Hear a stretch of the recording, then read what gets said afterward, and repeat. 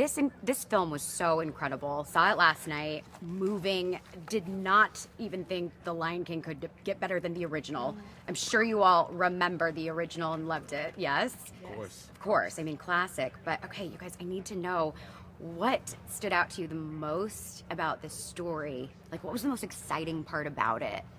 I think when Taka says, "I have a secret. I've always wanted a brother," and I remember reading the script and I was like, I didn't close it because I didn't have the pages, but I stopped the laptop. Technology. Because it was a disappearing script, because Disney in Right. India. Yes. And I went to myself, oh my gosh, all this tension in this original film started with "I've always wanted a brother." That is the sweetest thing I've ever heard. And I almost cried, but I'm so tough. Totally. So I didn't. Absolutely. No tissues needed. No tissues needed. Well, I was crying like a baby, and that was such a pivotal part in the film. And I mean, I was not prepared for the Taka Scar story and the reveal. I mean, that was exceptional. So you guys are all working together, of course, but did you record together? No, we actually didn't. It was I mean, you guys had a session, We right? had a few sessions. They had a session in LA. But we started in the pandemic, so That's right. we were. I think the first time we recorded, we were all in different parts of the world, and because that's how we started, Barry was inspired to continue the process like that, even once the specific restrictions in regards to the pandemic had lifted, because we'd found like a rhythm. And that rhythm was really beautiful and connected, and it was working, you know. So we continued that all the way through, and yeah, we're really all, I think, deeply proud of the project. You know? As you should be. And also, I mean, of course, that direction from Mr. Jenkins. I mean, you don't question a genius, right? No, So you you stick with certainly the don't. rhythm and you keep going. Now, and you, of course, you're the Lion King. You're Mufasa. So that's a lot of pressure, but I love the story.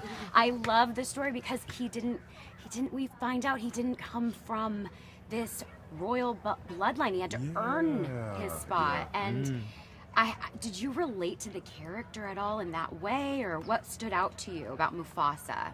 I think what I relate to. I mean, firstly, that's such a beautiful observation. You know, I've kept saying that he started, or we meet him in the original.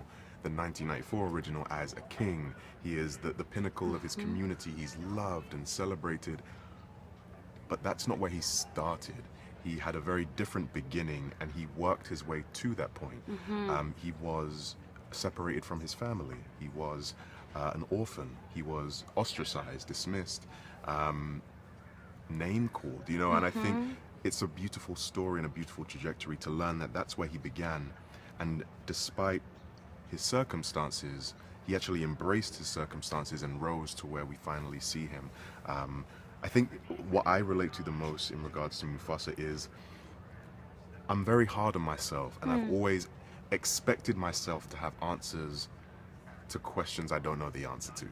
I kind of put that weight on myself, and I kind of related to that, if anything. You had some empathy for Mufasa. Yeah, I was really like, bro, connect in don't that be so way. hard on yourself, but it's hard to take your own advice. So. Well, I saw it. It was great, and it's hard to do with just your voice. So that was incredible. And Tiffany, you played Sarabi.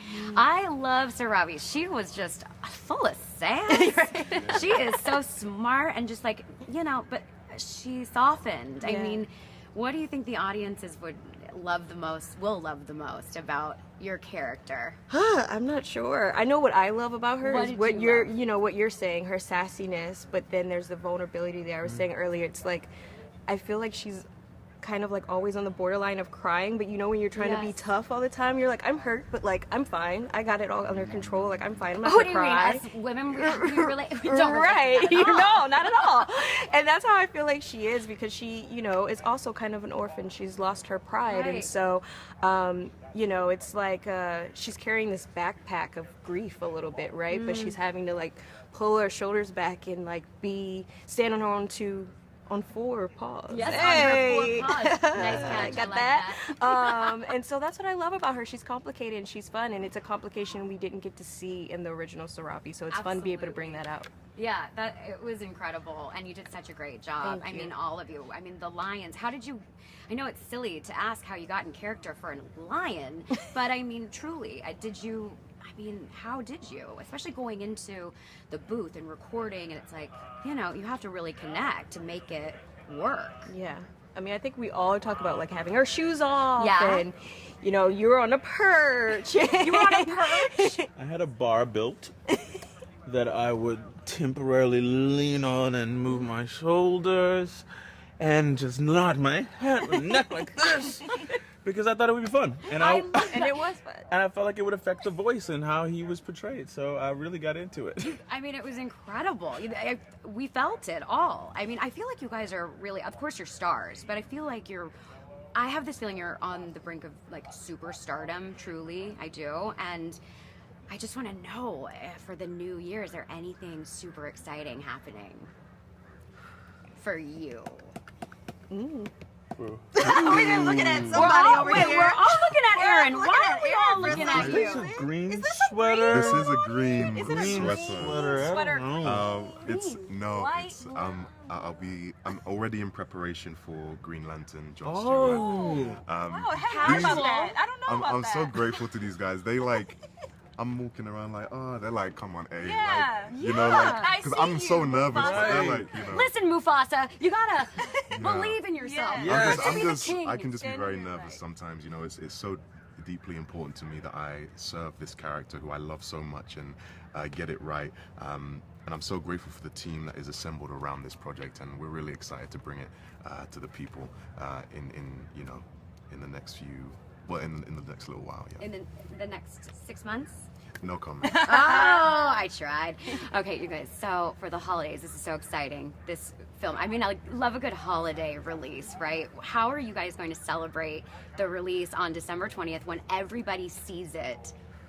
And you're gonna feel, I mean, it's happening right now. You're feeling the excitement, but once it's completely out, I mean, you're gonna take off in a different way. I don't know. I know we're gonna be like finishing up a little bit of a tour, so I think we're all gonna be tired, and I plan on like chilling with some friends and seeing it maybe, and Being having with a- our own tribe. Yeah, being with our tribe. Your tribe, Yeah. I love that. And also, I mean, sleeping is key. That's Yes, great. And yes. I honestly, at this age, it's nice to celebrate by sleeping, so I can see that. I mean, love truly, to celebrate by sleeping. who doesn't I love a good it. sleeping moment? Some of my best vacations are in my streams. You don't gotta spend no money. Exactly. Perfect. Oh my God, it's a free I trip. have to ask each of you in one word, just say one word that would describe Mufasa, the Lion King film. Let's start with Mufasa, the Lion King. I would say joyous. Joyous, Hilarious. hilarious, Epic. joyous, hilarious, epic. I'm in. Yeah. Love it all. Dynamic trio.